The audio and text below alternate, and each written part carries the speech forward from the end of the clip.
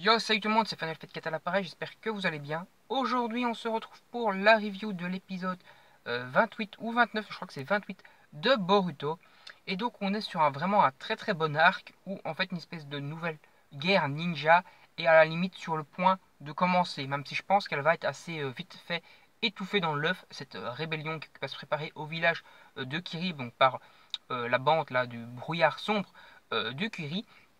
qui est donc dirigé par un espèce de mec qui ressemble à Kisame, mais qui n'a en fait rien à voir avec Kisame, ce n'est pas quelqu'un de sa famille. Le seul truc en fait qu'ils ont qu'ils ont en rapport, c'est tout simplement en fait qu'ils sont du même clan, c'est-à-dire le clan de Kisame a en fait une espèce de particularité génétique de pouvoir se créer des branchies et d'avoir un peu un côté requin.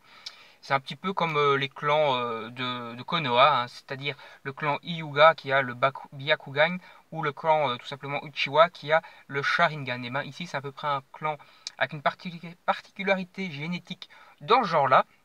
Et on apprend donc également que Kagura est donc bien spadassin légendaire, là, les ninjas épéistes légendaires de Kiri, et qu'en fait donc le méchant principal, donc j'ai oublié le nom, je crois que c'est Shichui ou un truc comme ça, et également donc un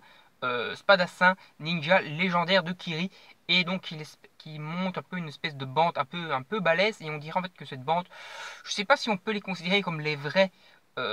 spadassins, les vrais épéistes légendaires de Kiri actuels, ou bien si tout simplement ils se font passer pour des épéistes légendaires et que dans leur cœur, on va dire, ce sont eux les épéistes légendaires.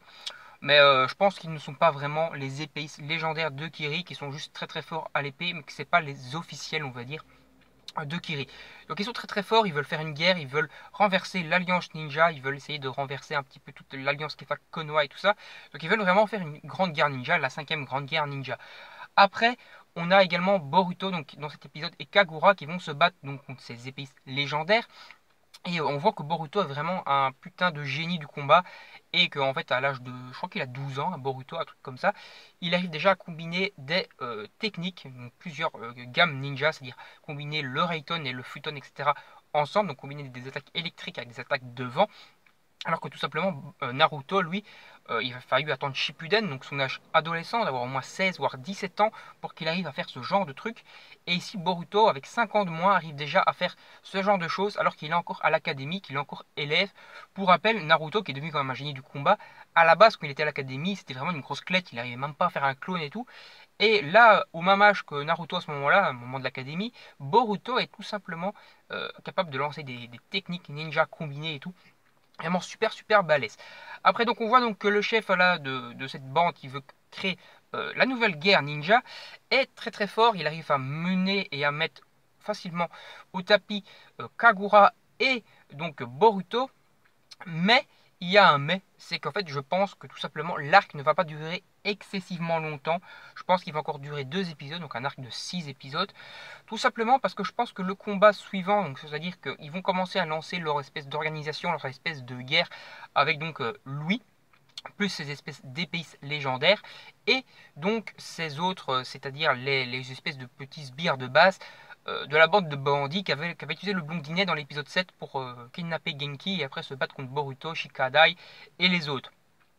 Et je pense qu'il va utiliser donc ces espèces de soldats, ces espèces de genin de base, pour donc attaquer et puis lui-même attaquera. Donc ces espèces de guénines de base seront sa force de frappe, sa chair à canon, mais ne servira pas à grand chose. Elle va se faire balayer par Kiri, par les forces de Kiri loyales au Mizukage très facilement, ils vont se faire balayer. Et après donc, le Mizukage lui-même va intervenir, et je pense que d'ici à mon avis, donc, moitié de l'épisode 5, on va voir le début de la guerre, là, vite fait, avec donc les sbires là, qui vont combattre. Des petits flashbacks un peu encore sur le passé de Kagura et de son pote là, enfin son pote, son ancien pote plutôt, le chef donc des bandits là, le même membre de la famille de Kisame, je crois qu'il s'appelle Sichui, mais je suis pas sûr parce que Sichui, je pense pas du tout que c'est lui, hein, je pense que j'ai un peu fumé la moquette. Mais bon, en tout cas, il va avoir donc un début de combat contre les sbires, puis vite fait avec le petit flashback et tout ça. Et ensuite, début du combat de nouveau, Boruto et Kagura contre le chef et les autres spadassins légendaires de Kiri. Et ensuite, le Mizukage va apparaître à la fin de l'épisode 5, je pense, et il va défaire tous les membres tous les spadassins en un demi-épisode, donc la moitié de l'épisode 6, et ensuite après, à mon avis, fin de l'épisode 6, on aura conclusion Akiri, retour à Konoha et conclusion de l'arc vite fait comme ça. Donc je pense un arc en 6 épisodes, un très très bon arc, mais de toute façon il n'y a pas besoin d'avoir un arc très très long pour que ce soit bon, comme l'arc Gaiden était vraiment très bon en 5 épisodes, surtout le combat final là contre Shin Uchiwa, et ici je pense que ça sera très bon et que le combat final contre le mec là qui ressemble à Kizame sera également très très bon. Voilà, donc j'ai pas grand chose d'autre à rajouter, donc n'hésitez pas à vous abonner à la chaîne, à partager la vidéo, à laisser votre avis en commentaire sur l'épisode et sur ce que vous pensez donc de l'évolution de Boruto, comment ça se fait qu'il est aussi fort, etc. Et également si vous pensez que c'est dans les gènes, hein, comme Boruto était déjà très très balèze et Hinata déjà quand même très très forte également avec sa pupille et tout le bordel, elle était comme déjà balèze, et combiner donc Hinata et Naruto qui étaient très puissants à ce moment là, est-ce que ça n'aurait pas créé un ninja très très balèze, comme ça pourrait être le cas de Sarada à l'avenir, qui va encore devenir plus puissante, je pense, en combinant la puissance de Sakura et le Sharingan. Voilà, tout simplement, tout simplement. Donc donnez-moi votre avis là-dessus dans les commentaires, partagez la vidéo, n'hésitez pas à la liker. Moi je vous dis salut, salut, à la prochaine, bye bye tout le monde.